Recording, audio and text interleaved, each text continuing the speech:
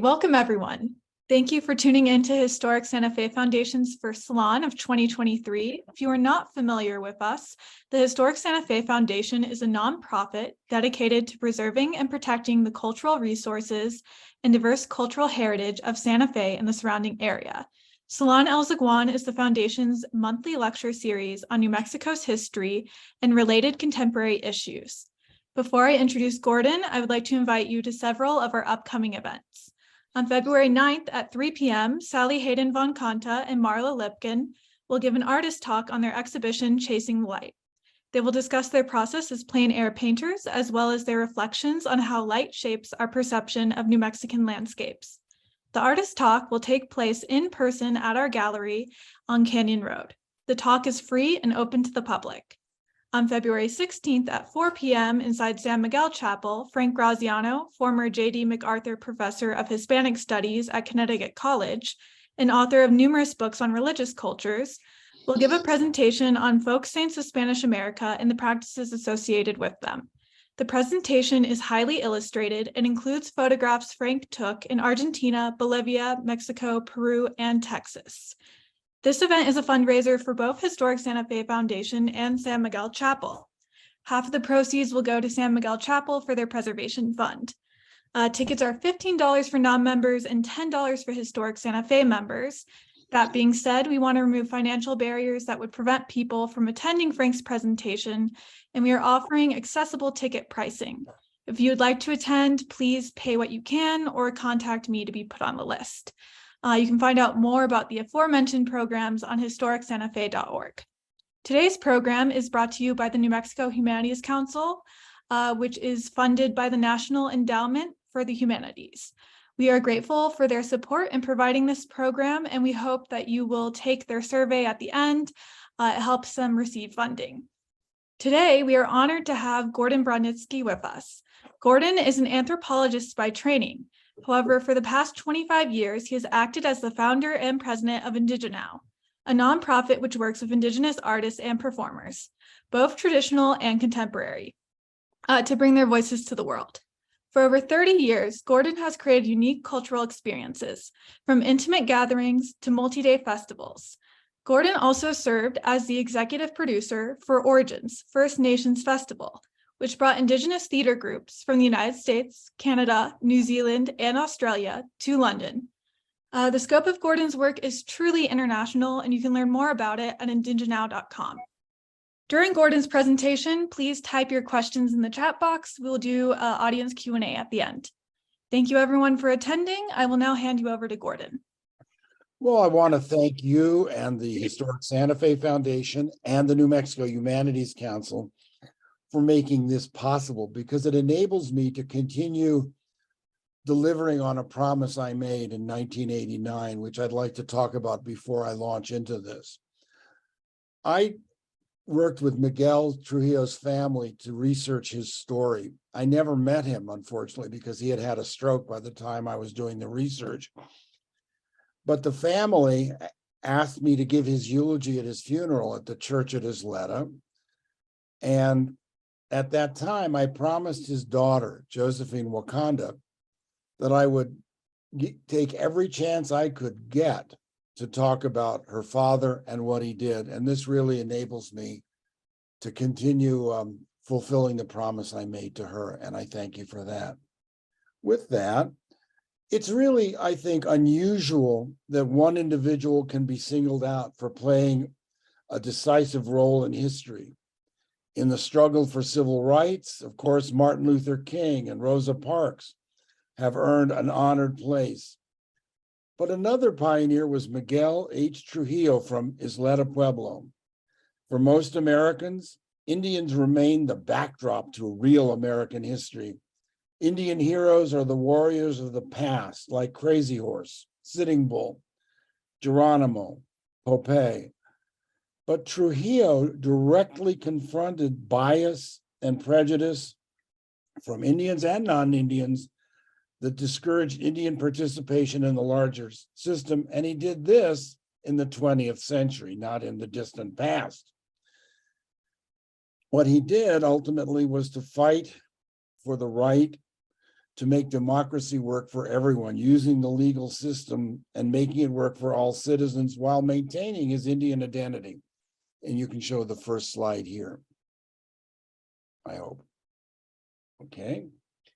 Basically, in 1924, the United States government made citizens of all American Indians, although many of them had already been granted citizenship earlier due to treaty relations. But nonetheless, the state of New Mexico continued to deny the right to vote in state elections to all Indians living on reservations. Denial was based on the 1912 New Mexico State Constitution of 1912, which forbade suffrage to, quote, Indians not taxed, unquote. On August 3rd, 1948, 36 years later, a special three-judge federal court in Santa Fe ruled that New Mexico had discriminated against its Indians by restricting the vote on this basis. And the person most responsible for this decision was Miguel Trujillo and his Leta Indian living at Laguna Pueblo. To assess the impact of what happened and what it meant, it's necessary to look at the law, the times, and the man. People like Rosa Parks and Martin Luther King Jr. gained recognition for their part in the civil rights struggle. Why hasn't Miguel Trujillo achieved equal stature? Why is he unknown? Let's start in 1948. In 1948, Miguel Trujillo was a Marine veteran of the Pacific Theater and a teacher at the Bureau of Indian Affairs Day School at Laguna Pueblo. And he was also a candidate for a master's degree at UNM. On June 14th of 1948, he attempted to register to vote in Los Lunas and was refused by the recorder of Valencia County under the Indians not taxed provision. Trujillo and his attorney, Felix Cohen, the author of the Federal Handbook of American Indian Law, who was then the attorney for Laguna Pueblo, asked the federal district court in New Mexico for an injunction restraining this recorder. There had been attempts before to register Indians to vote, but they were unsuccessful. There are stories of Navajo Indians attempting to register to vote in Gallup before World War II and simply being beaten up. So the question is, with these unsuccessful attempts, what made Trujillo decide to press the issue further? According to his daughter, Josephine Wakanda, Trujillo initiated legal action to bring equality to the Indian people. He was a member of the All Indian Pueblo Council, and he tried everything he could to get the council to unite on this issue. The council refused to unite on this issue, and Miguel decided to go ahead on his own. By way of background, Trujillo's life showed considerable drive and determination. His father died when he was quite young, so his mother was left alone to raise the children. Trujillo began attending school at the Albuquerque Indian School, which at that time had only 10 grades. As he continued in his education at the Indian School, he felt increasing pressure from family and friends to quit school and really work to support his family. But he felt an education was essential, and he continued to attend school. In this, he was strongly encouraged by Isis Harrington, who was a teacher at the Albuquerque Indian School, and he in fact graduated from the Indian School. Next slide, please. This is the church at Isleta, an early historic picture. After the Albuquerque Indian School, Trujillo went on to Haskell Institute in Lawrence, Kansas for more education. He supported himself by working in the Colorado beet fields every summer.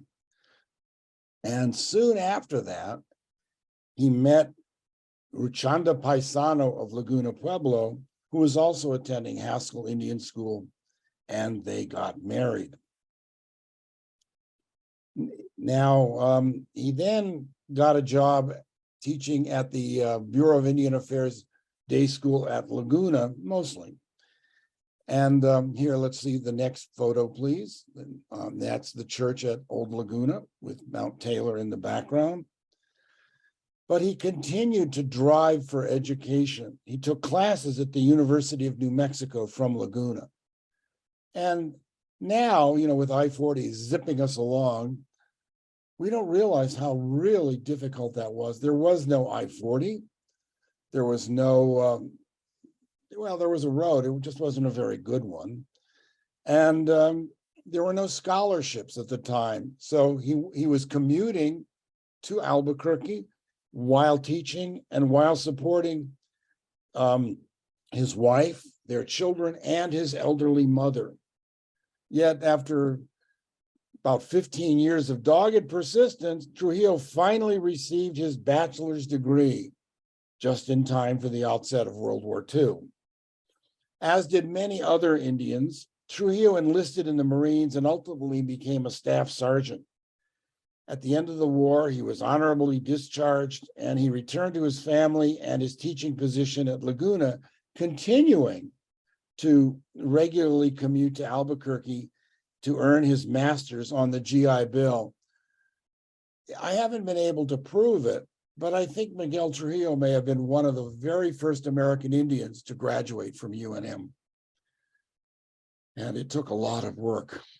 So let's see pictures 4 and 5. That's Miguel with Josephine Wakanda during World War II. Next one. And that's Miguel with Josephine and with his wife's parents, I think. So he came back from World War II, went back to Laguna. Something had changed. What was it about the post-war situation in New Mexico that encouraged him and others to push for suffrage? As I've mentioned, previous attempts to register to vote were discouraging and unsuccessful. Some Indians, as I mentioned, were beaten. Other Indians withdrew from their attempts to register because of the pressure that they received.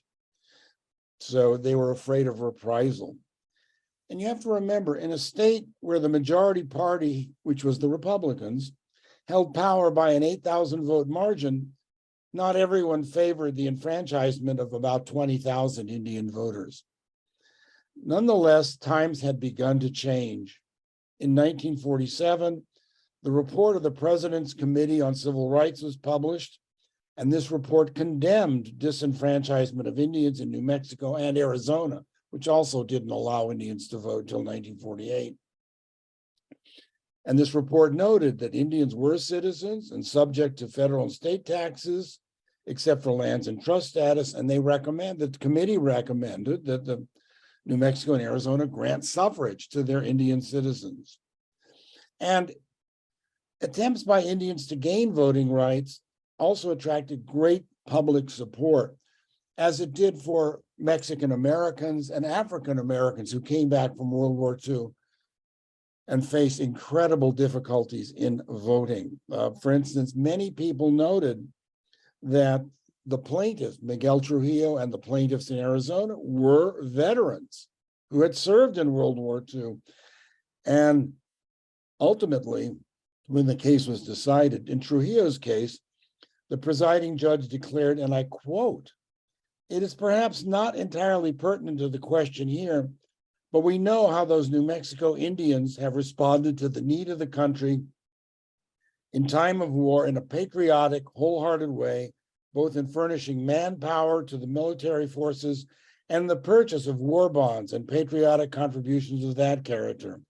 Why should they be deprived of their rights to vote now because they're favored by the federal government in exempting lands from taxation?" Unquote. Other pressures were also being brought to bear. Among other things, the federal government threatened to withdraw funds from states that denied Social Security to Indians. And at the same time, the Cold War was heating up, and it was becoming increasingly difficult for the United States to condemn communist regimes for mistreatment of their citizens, while American citizens were denied equality on the basis of race and color. And this Cold War argument came up in many other places. It came up with Mexican Americans in Texas. It came up with African Americans in the South.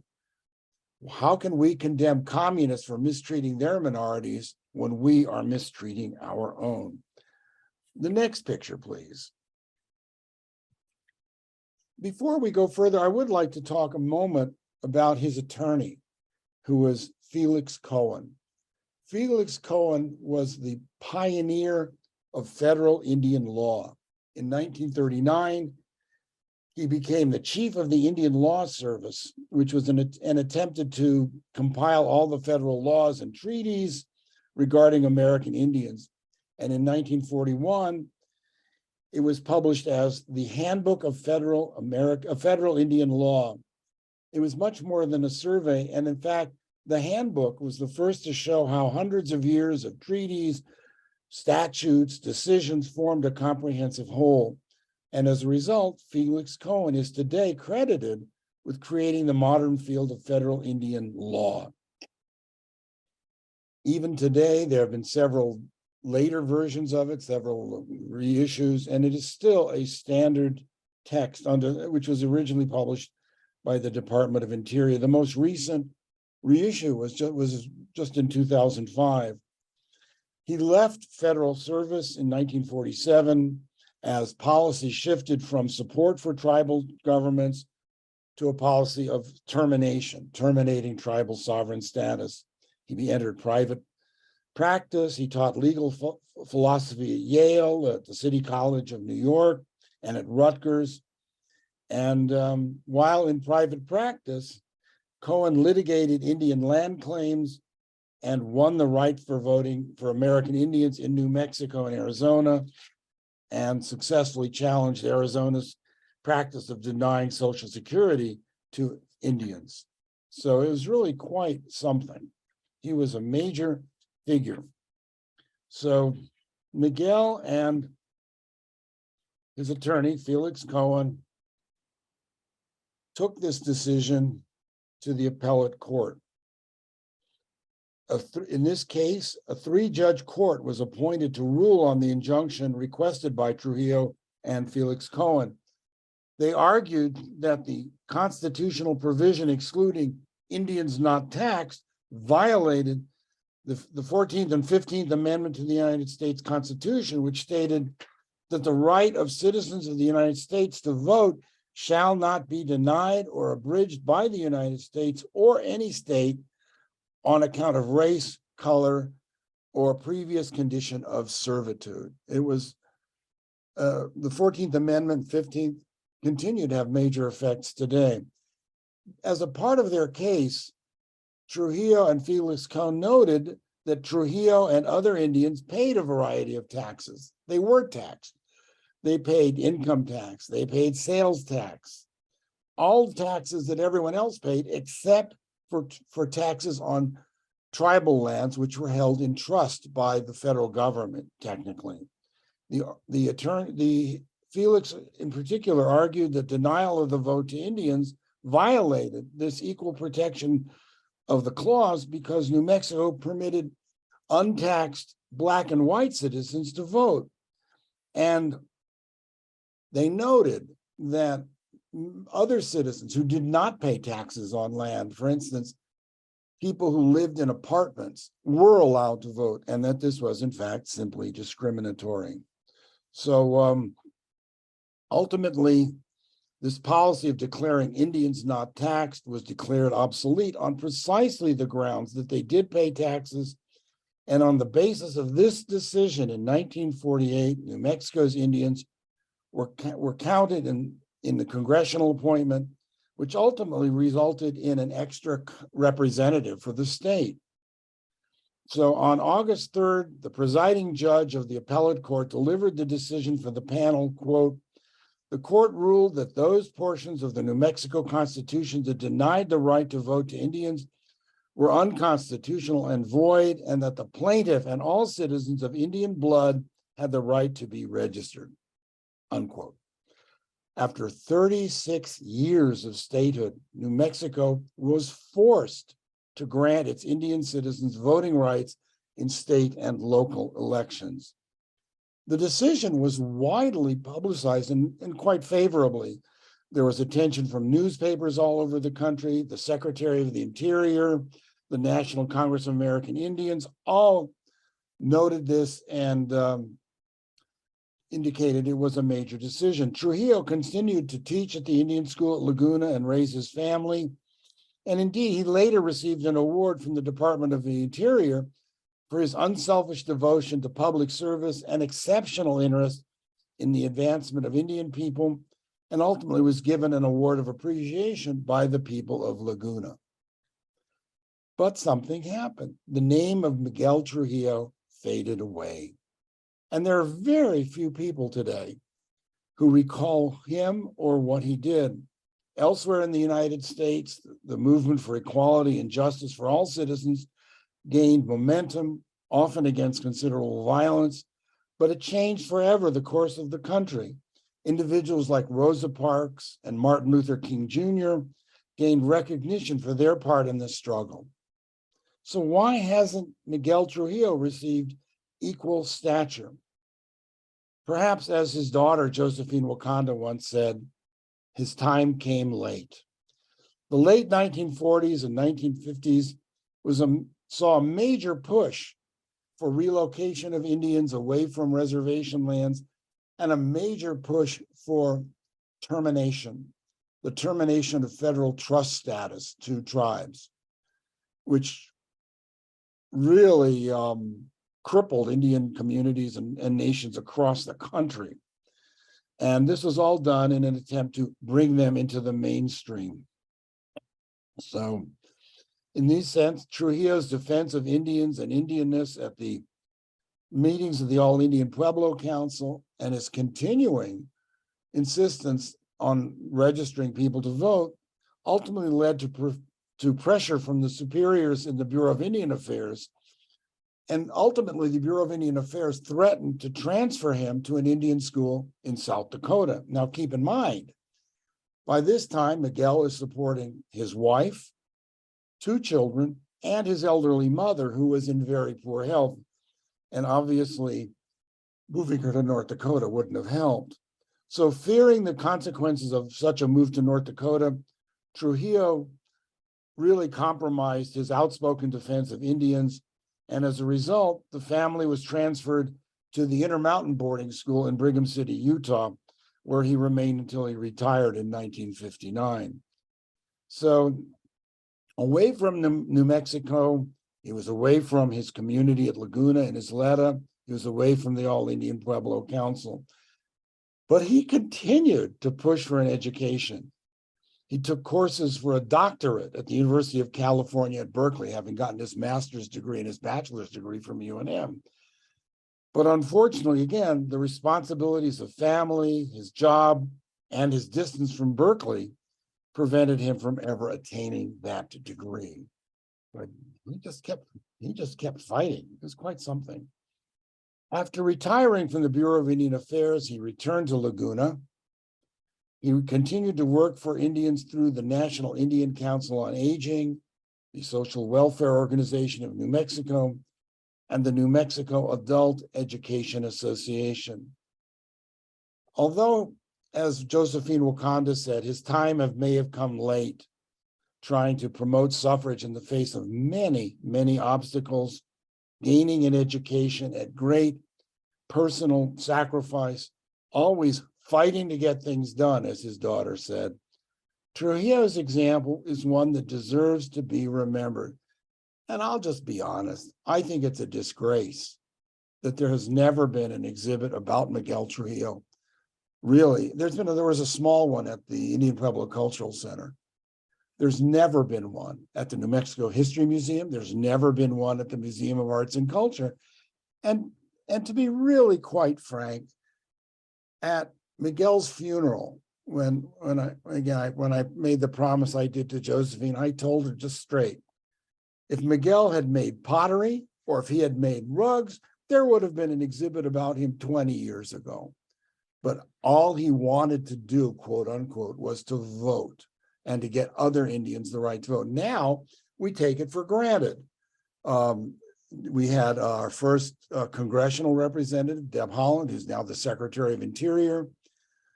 We have a very strong and active American Indian caucus in the State House and the State Senate. But they all know, or many of them, certainly Deb Haaland, who's from the same village Miguel was from, has openly recognized that she got where she is because Miguel Trujillo fought. And that's something ultimately to consider too.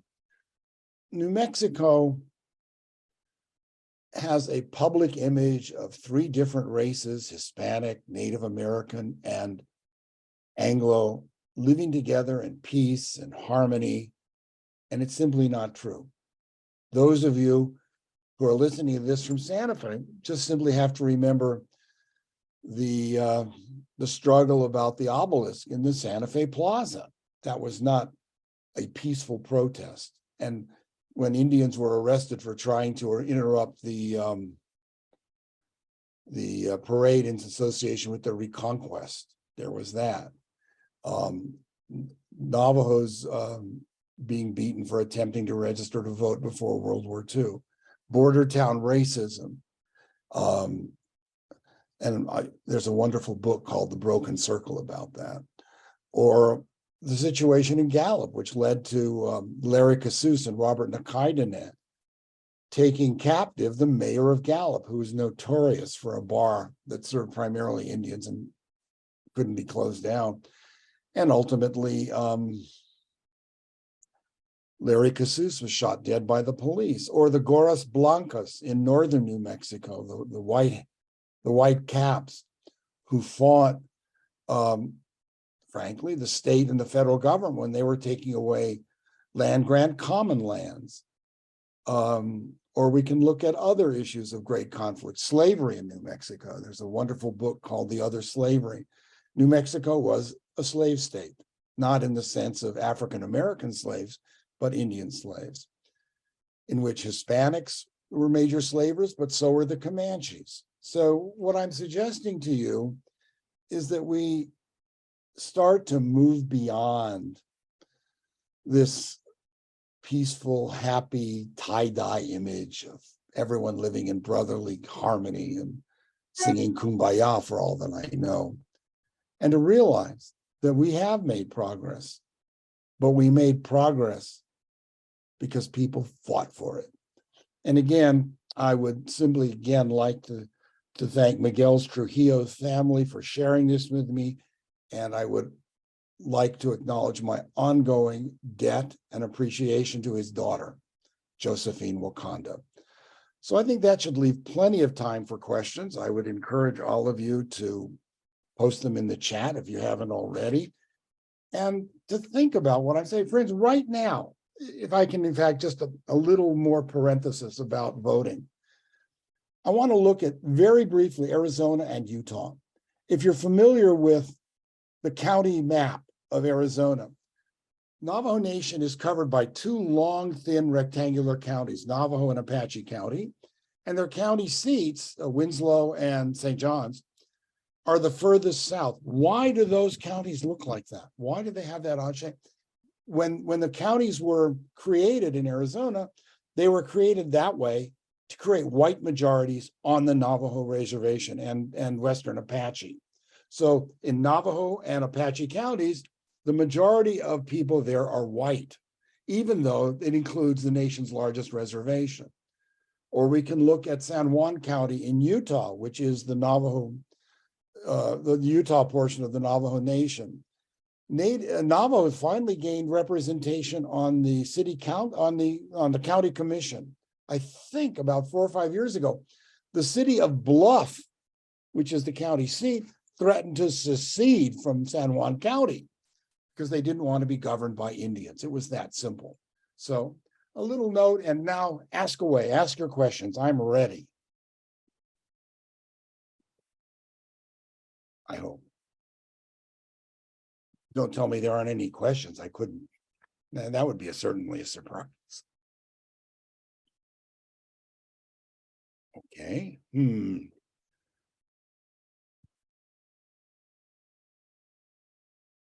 Because I can certainly talk about more conflicts if you want. I was talking with her about some of them before we began. I can always talk about burning the Kachina masks at Laguna. But let's see if there's any questions first. Yeah. No questions yet. Total enlightenment. Well, while we're waiting for questions, let me enlarge on what I was talking with you about earlier, because I think it's worth knowing. One of the difficulties that is often not acknowledged is the struggle for Native American religious freedom. And it takes a lot of different forms. For instance, at Laguna Pueblo, after the Civil War, Indian reservations were under the auspices of the War Department. And it was so notoriously corrupt that Indians starved to death. And as a result, many reservations were put under the auspices of different religious denominations. That's why I tell my friends, technically, Geronimo died a Dutch Reformed Indian because the Dutch Reformed Church had jurisdiction over the reservation in Oklahoma where he was. And in New Mexico, one of the major Christian churches that did that was the Presbyterians, who had missionaries at several pueblos, but the only pueblo where Presbyterianism ever took hold was Laguna, where probably as many as a third or fourth of the people converted to Presbyterianism. And Laguna is one of the few pueblos that has real open elections rather than appointment by traditional religious leaders. In 1885, Miguel Saraceno was elected governor of Laguna. He was the first Presbyterian Laguna to be elected as governor. One of the things he did, he gathered the Kachina masks of the Laguna people in the plaza at Old Laguna and had them publicly burned. As you might imagine, this horrified traditional Lagunas, and a lot of the traditional Lagunas left Laguna and moved to Isleta, where they established a community they called Oraibi. And they stayed there, I think, until the 1920s or 30s. I've never been able to find out when they moved. But they returned to Laguna and established the community of Mesita, which, if you're ever heading west on I-40, Mesita is the first Laguna village that you encounter. And it's also the one that Deb Holland is from. On a slightly different side, though, we can move to 1954, when Isleta Pueblo got a new priest from Germany. And he was new, and he didn't know the modus vivendi that governed Pueblo Indians, where Pueblo Indians were definitely Catholic, but the native religion continued to be, as one of them told me, the heart of their people. Yeah. We have a couple questions now, Gordon. Okay. Should I finish, or you'll go to the questions? You want to finish yours and then we'll get to this quick. Basically, Stadtmuller told the people at his letter to stop all that dancing and carrying on. They said it's none of his business. He continued, and ultimately Andy Abeyta, who was governor in 1954, got a court order forbidding Stadtmuller from going on the reservation and escorted him off the reservation in handcuffs. And with that note, let's go to the questions. Let me know. What are the questions? So the first one is, please say more about the current strong Indian caucus. Well, I don't know. I can't remember at this point how many Indian representatives there are in the House, in the New Mexico State House. Most of them are Navajo, except for the Magdalenas, who are from Jemez, who seem to have a lock on the Pueblo representation in the House. I'm giving a talk at Jemez Springs Library next month about this, and I'm really hoping that some of them will come and we can talk about that. And certainly Senator Pino, who just died, I think last year or 2 years ago, was a Navajo senator who's there a long time, and they have been fairly strong. I'm not enough of a politician to give details on that one, unfortunately, but certainly names like Magdalena and Pino, and there are others as well, have been quite influential in New Mexico politics. Another question. Okay. What can be done to get Miguel's story the recognition it deserves? Oh, God. Whoever asked that, thank you, thank you, thank you, thank you. I think one of the things to do, and I've been trying this, is just to start calling. For instance, the Museum of Indian Arts and Culture. Yes, it's Indian art and culture, but I think voting is part of that. What would happen if somebody simply called them? I mean, said, I'd like to speak to the person in charge of programs or the person in charge of the museum.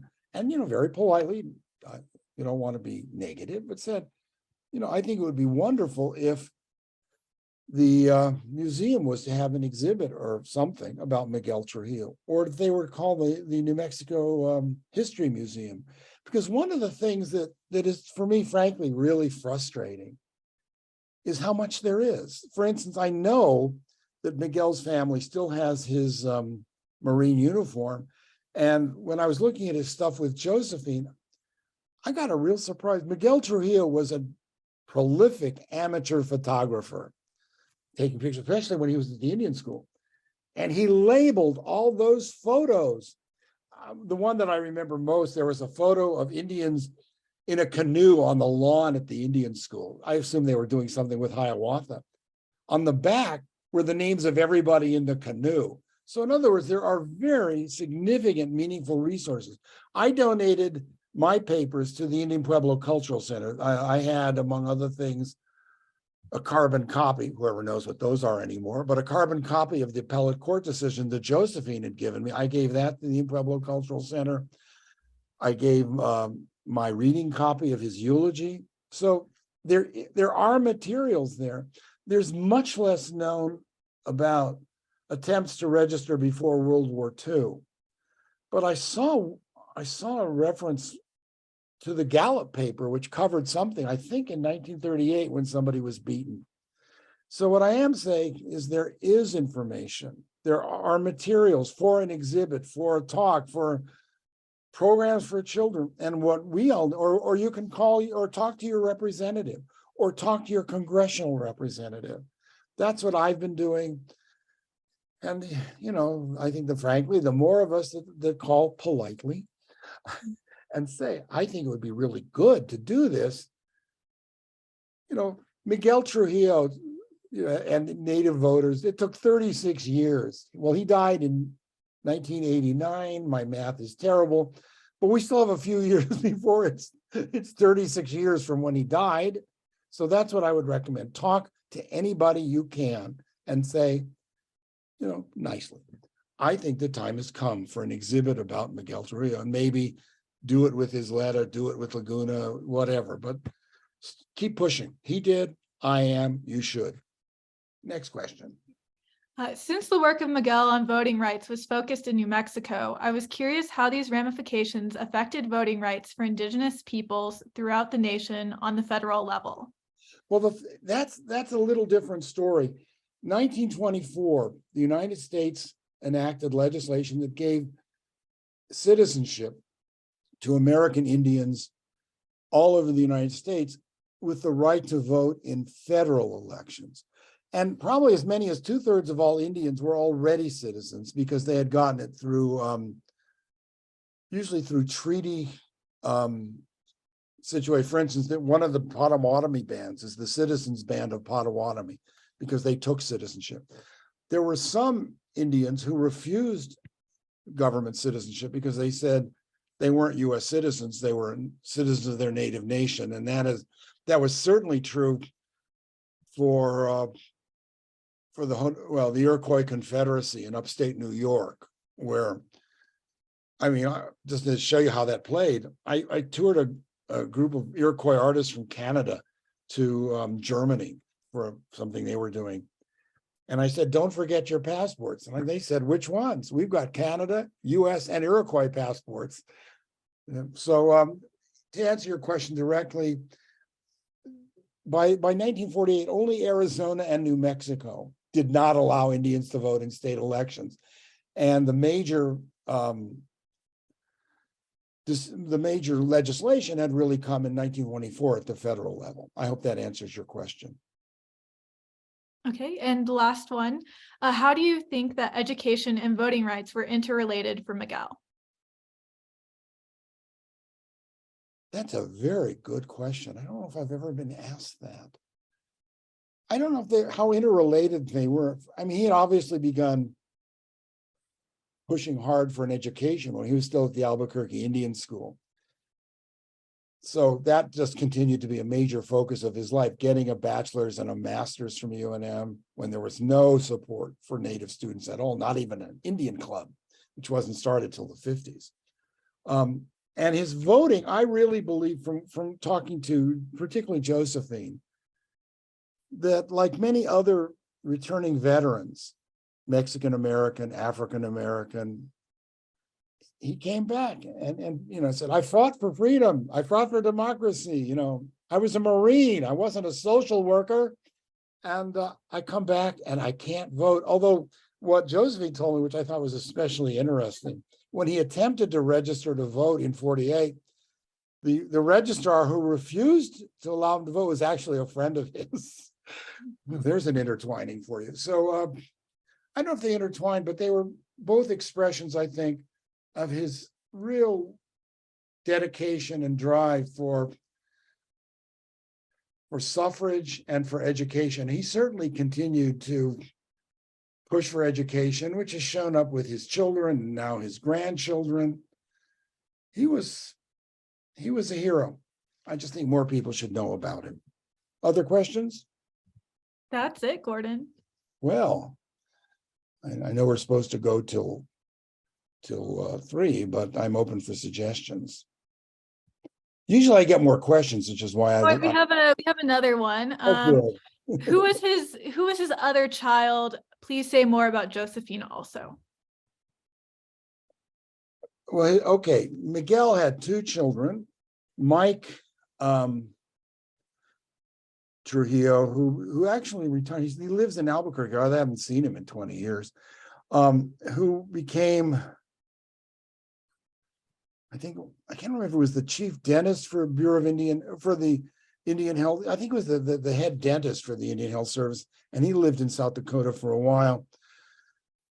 Josephine also was an educator and did a great deal. And so, what would be really good is for those people who really would like to see an exhibit, is to know that Mike is still here. Josephine is not. Josephine's children are here, and they have his materials. They know some of what he did, what I've found out, what they learned from other things. So I think that his children, both Josephine and Mike, should be mentioned, and that Mike probably would still be a very valuable resource. Although most I've dealt with Josephine and with her children, particularly with John Wakanda, and to a lesser extent with his sister Terza. And they live here, they're alive. Talk to them, get them to do it. That's the wrong approach. They want to do it. We have talked about this, God knows. So I think what we all need to do is to really follow Miguel's lead and push. That's great, Gordon. Thank you. We do have a survey for everybody to take after this is over, so I think it's okay if we wrap up a little bit early. Okay. Okay, yeah, thanks everybody for being here. Oh wait, let's see, there's one more. Oh, what is the relationship between land and voting rights? Boy, these are good questions. Yeah. Land and voting rights are in some senses separate.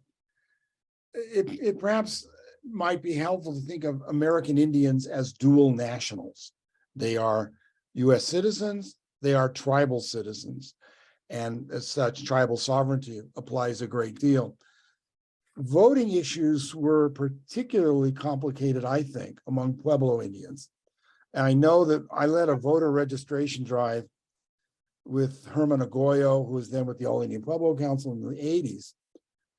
And we spoke to a meeting of Pueblo governors, and several people there, who I won't mention their names, said that it would be difficult because for a long time, Pueblo leadership was concerned about voting simply because most Pueblo officials are appointed by traditional religious leaders. They're not elected in that sense, except Isleta, Zuni, Laguna, and I think Nambe, although I could be wrong. And they were concerned about essentially having their people vote for state officers or whatever when they didn't vote for their own tribal officials. So that was probably one of, but now that has long gone.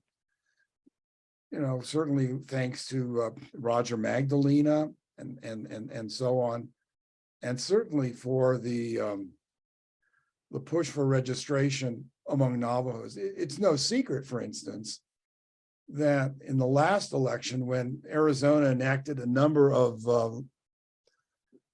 laws to purify voting, I'm not going to even go there, but what they did, for instance, one example is that you couldn't harvest ballots, which meant you couldn't tell people, you know, I'll take your votes, your sealed ballots and drop them off at the voter registration place or wherever they were supposed to. And that was widely interpreted, certainly in the Navajo Nation, as an effort to restrict Navajo voting, where most people don't have cars, live in those isolated areas. And it was the custom for somebody in let's say Hard Rock or these other little towns, little cities, little wide places on the road to say to their friends and relatives, well, I'm going into town, I'll give me your vote, your ballots, and I'll drop them off. So that was an attempt, again, because everyone knows that the Navajo Nation votes heavily Democratic, heavily, like 95% Democratic.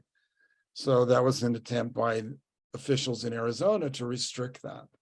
So that's the relationship. Oh, I see one. Tell us another story, please. Well, I would love to. And in fact, what I'll do is I'll prejudice this whole thing by saying, I would love to talk about a man named Solomon Bebo.